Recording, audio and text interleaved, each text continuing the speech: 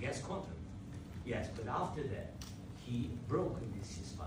He killed our people, and he didn't exchange prisoners. We signed the exchange of prisoners, but he didn't do it.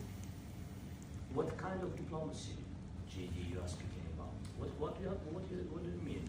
I'm talking about the kind of diplomacy that's going to end the destruction of your country. Yes, but if you Mr. President, with respect, I think it's disrespectful for you to come to the Oval Office and try to litigate this in front of the American media. Right now, you guys are going around and forcing conscripts to the front lines because you have manpower problems. You should be thanking the President for trying to bring it into this conflict. Have you ever been to Ukraine that you see what problems we have? I have been to. I've actually watched and seen the stories, and I know what happens is you bring them on a propaganda tour, Mr. President. Do you disagree that you've had problems bringing people in your military? And do you think that it's respectful to come to the Oval Office of the United States of America and attack the administration that is trying to prevent the destruction of your country? A lot of questions. Let's start from the beginning. Sure. First of all, during the war, everybody has problems.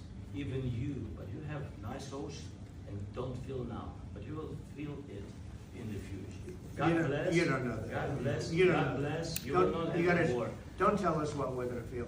We're trying to solve a problem. Don't tell us what we're going to feel. I'm not telling you. Because I'm you're in no answering position to honest dictate questions. that. That's exactly what you're doing. You're in no position to dictate what we're going to feel. We're going to feel very good. We're going to feel very good and very strong. You will feel influence. You're right now not in a very good position. You've allowed yourself to be in a very bad position, and he happens to be right about it. From the very beginning of the war. You're not in a good position. You don't have the cards right now.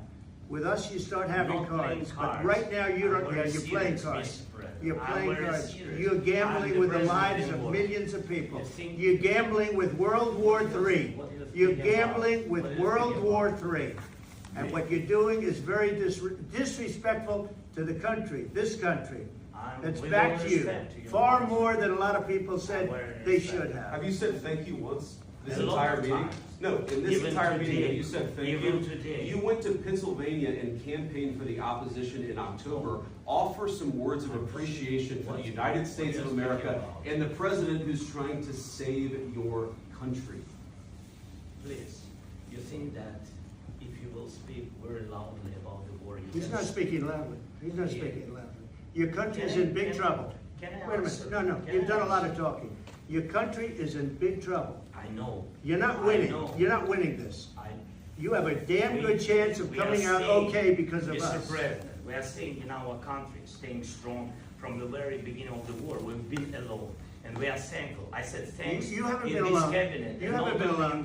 We gave you, through this stupid president, $350 billion. We gave you military equipment, and your men are brave, but they had to use our military. If you didn't have our military equipment, this war would have been over in 2 weeks. In 3 days. I heard it from Putin. In 3 days. This is something maybe less. In 2 weeks, of course, yes. It's going to be a very hard thing to do business like this. Again, just say thank you. I said a lot of times to American people. Accept that there are disagreements, and let's go litigate those disagreements rather than trying to fight it out in the American media when you're wrong. We know that you're wrong. But you see, I think it's good for the American people to see what's going on. I understand. I think it's very important. That's why I kept this going so long. You have to be thankful. You don't have the cards. You're buried there. Your people are dying. You're running low on soldiers. Listen, you're running low on soldiers. It would be a damn good thing. And then you tell us, I don't want a ceasefire. I don't want a ceasefire. I want to go and I want this.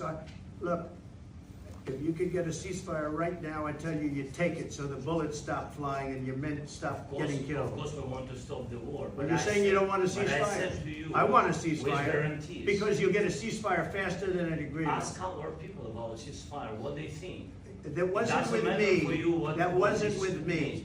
That was with a guy named Biden, who was not a smart person. That was with Obama. It was your president. Excuse me. That was with Obama, who gave you sheets, and I gave you javelins. Yes. I gave you the javelins to take out all those tanks.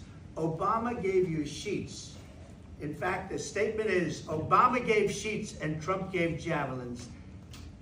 You got to be more thankful. Because let me tell you, you don't have the cards. With us, you have the cards. But without us, you don't have any cards. One more question to Mr. Vice President.